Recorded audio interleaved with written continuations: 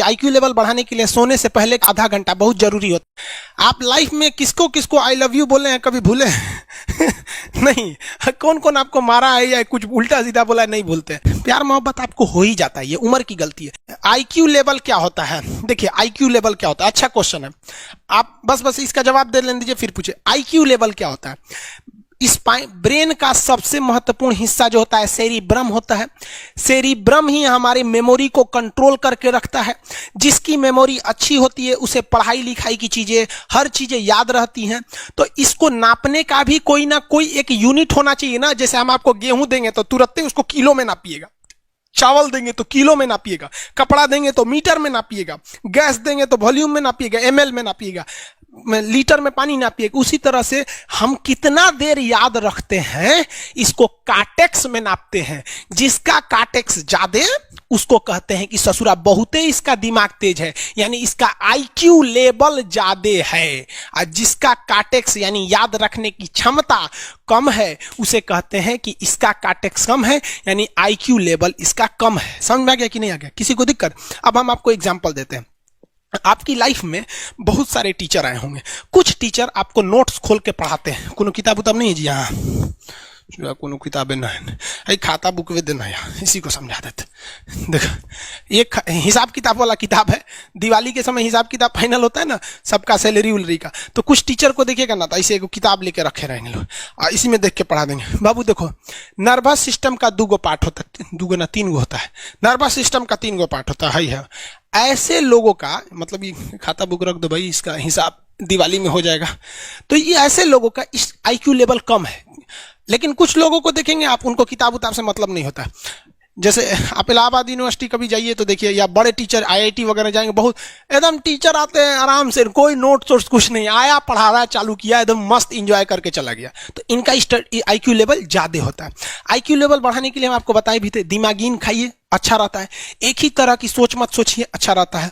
समझ आ गया? प्यार वगैरह के चक्कर में मत रहिए, अच्छा होता है। देखिए प्यार मोहब्बत आपको हो ही जाता है, ये उम्र की गलती है।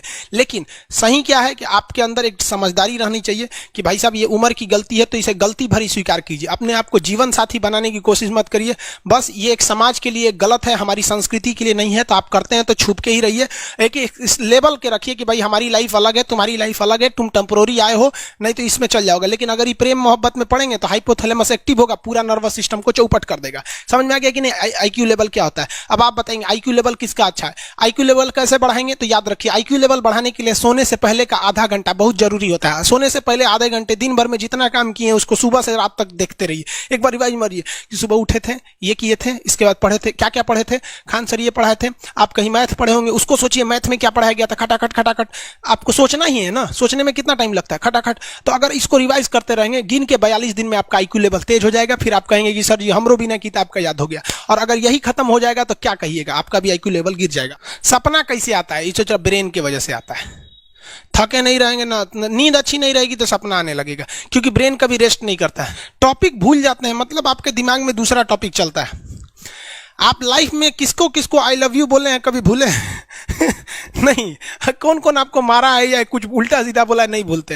रीजन क्या? आप कितनी बार किसी चीज को रिवाइज मारते हैं। 21 दिन के अंदर अगर आपका दिमाग कभी किसी चीज को रिवाइज मार दिया ना तो फिर वो भूलने नहीं देगा अगले 2 महीने तक। यानी हर 21 दिन पे उसको रिवाइज मारते रहिए, मारते रहिए, मारते। और अगर हर 7 दिन पे मारेंगे ना तो वो एकदम फिक्स हो जाएगा, एकदम फिक्स हो जाएगा।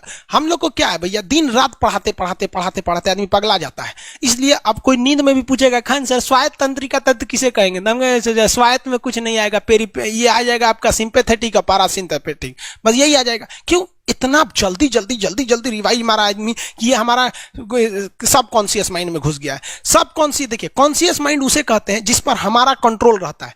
जैसे हमसे कोई पूछेगा कि आप भी अगर पूछेंगे कि खान सर जो 1 हफ्ता क्लास नहीं लिए थे कहाँ थे, तो हम सोचने लगेंगे ये स्टूडेंट है, इससे हर बात क्या बताएगा आदमी कि किस डॉक्टर के पास थे, कहाँ गए थे। नॉर्मल बोल देंगे बाबू थोड़ा सा मेडिकल हेल्थ इशू था इसलिए चले गए। लेकिन अगर मम्मी पापा पूछेंगे तो उनसे हर चीज बताएंगे।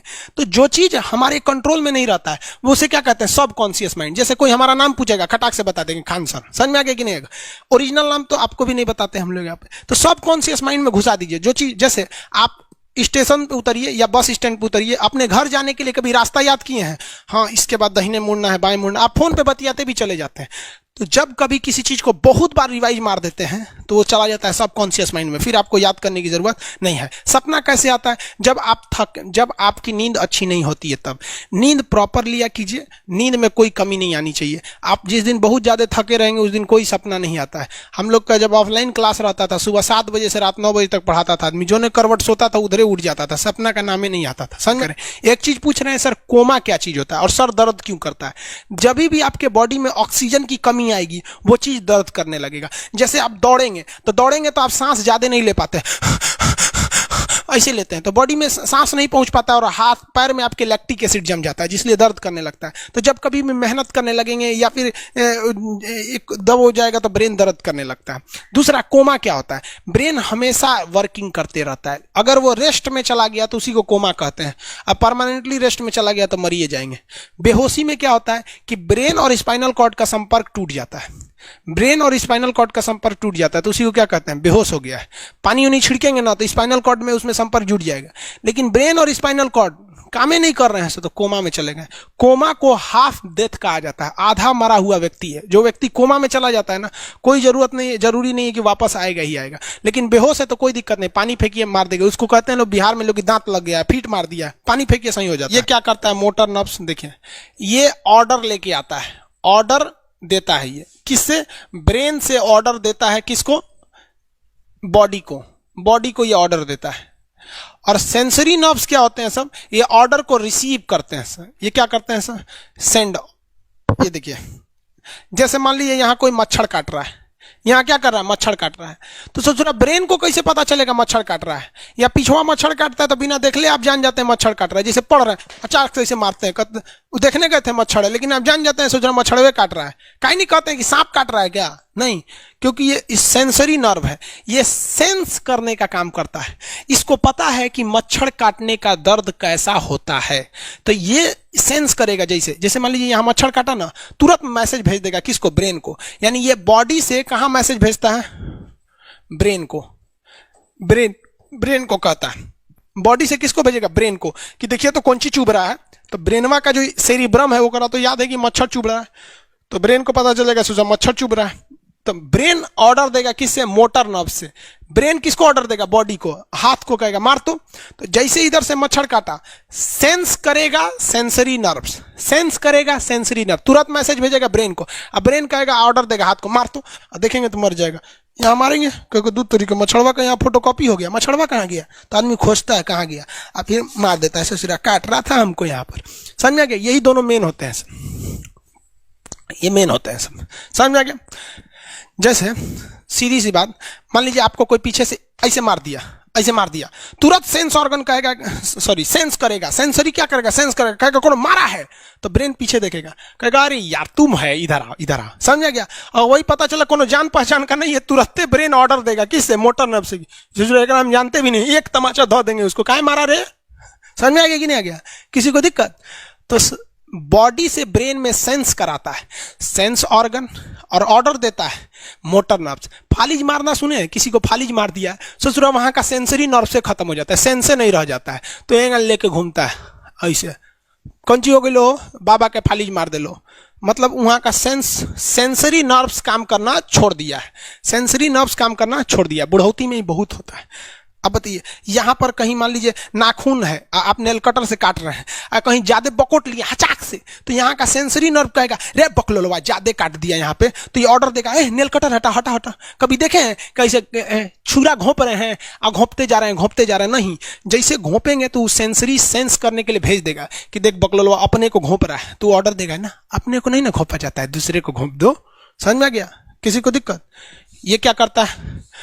Brain to body motor nerves, brain to body motor nerve. Sense करेगा, सेंसरी किसको भेजेगा? ब्रेन को। समझ में आ गया कि नहीं? ऐसे सुना मिक्स नर्व्स दोनों काम करता है। मिक्स नर्व्स क्या करता है? दोनों काम करता है, ले आने ले जाने दोनों का काम करता है। जब कभी भी इसमें गड़बड़ी आ जाए, इसमें गड़बड़ी आ जाए या इसमें गड़बड़ी आ जाए, तो भगवान एगो सेफ्टी के लिए दिया है, ये दोनों का काम कर देता है, इसलिए नाम है इसका मिक्स नर्व्स। ब्रेन हेमरेज होता है, ब्रेन में ना बहुत छोटी छोटी नसें होती हैं, बहुत पतली पतली नसें, वो नसें फट जाती हैं, उसी को क्या कहते हैं, हेमरेज कहते हैं। हेमरेज का मतलब होता है एक चीज का दूसरे चीज में आके टच हो जाना। तो नसें बहुत पतली होती हैं, फूल के दूसरे में टच होती हैं, जिससे रगड़ के कारण फट जाती है, तो उसी को कहते हैं ब्रेन हेमरेज, और व्यक्ति की मौत हो जाती है। ब्रेन में कैंसर हो ही नहीं पाता है, ट्यूमर होता है और व्यक्ति की मौत हो जाती है।